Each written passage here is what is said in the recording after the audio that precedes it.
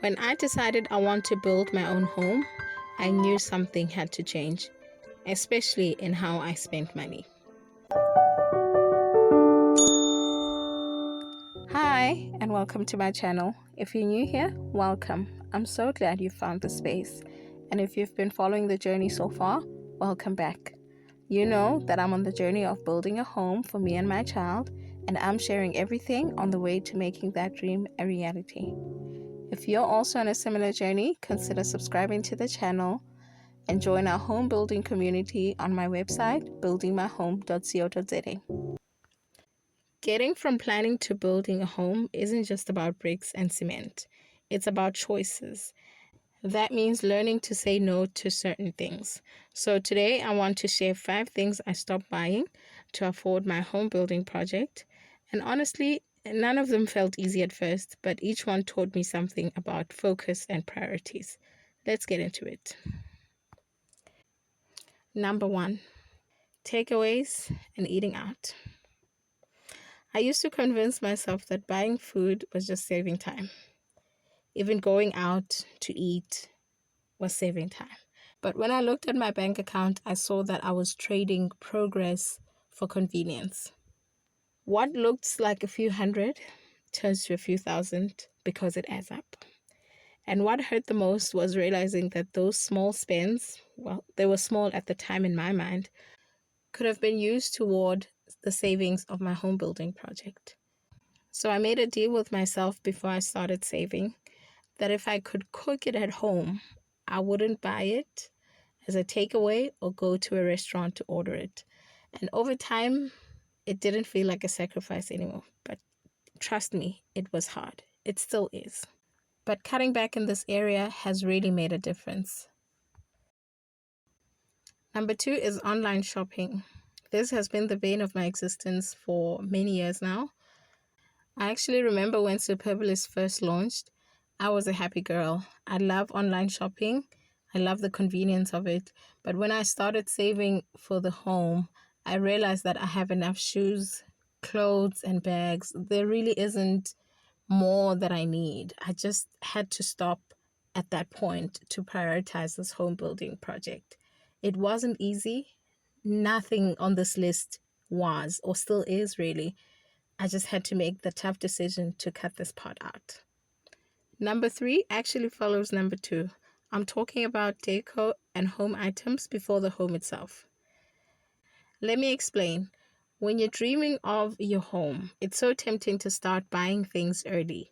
That can be curtains, cushions, appliances, furniture. It's very tempting. I used to scroll online stores just imagining where things would go. But I had to pause and ask myself, what's the point of buying furniture for a home that doesn't exist yet?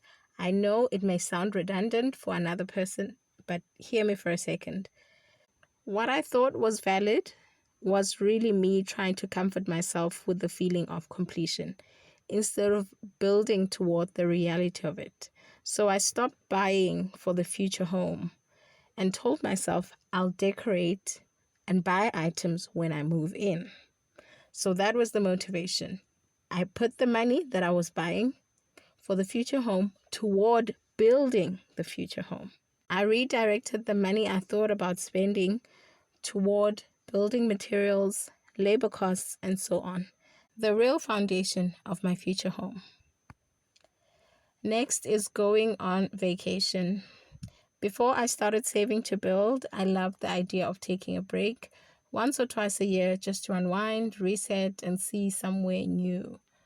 I'm not actually sad about this one because when I looked at the numbers, those quick getaways or vacations were quietly eating up money that could have gone toward building my home.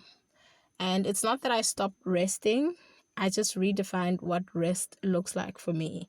So instead of booking some time away for the weekend, I started spending time closer to home, visiting family, going for extended drives, not too long, or simply switching off my phone for a few days. That represents rest for me right now in this current phase of my life.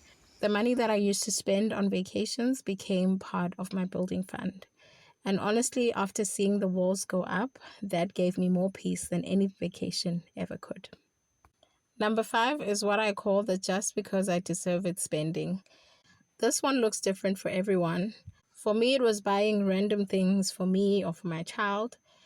And really, I can't remember most of those random things. So I started rewarding myself with something different, progress toward my building fund. And when I reached a savings milestone, that was the celebration. That is what I deserved. So slowly I realized that I wasn't depriving myself. In fact, I was preparing myself for this moment. None of these changes, of course, happened overnight. I still slip up sometimes, and that's okay. The point isn't perfection, it's just self awareness of how you spend your money. If you're currently trying to save for a home or any big goal, start with small decisions. Look at what you're spending on autopilot. Those sneaky little expenses that you don't really pay attention to. You'll be surprised how many things you can let go of once you decide what really matters. Because at the end of the day, every rand saved, well, 2 or maybe 3 rand saved, is a brick.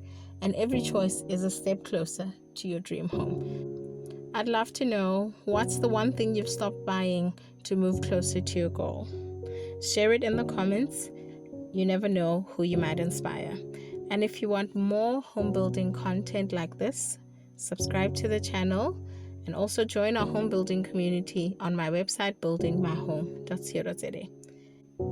As always, thanks for watching and for walking with me on this journey. I'll see you in the next one. Bye.